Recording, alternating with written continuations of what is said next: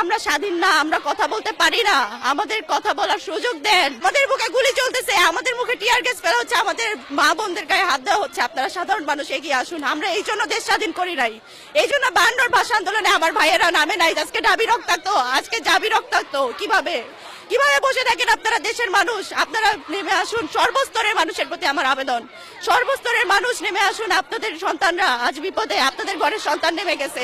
আপনারা যদি আজকে না আগে আসেন, বাংলাদেশ আর কোনোদিন মাতৃভূমি আমার স্বাধীনতার মুখ দেখবে না।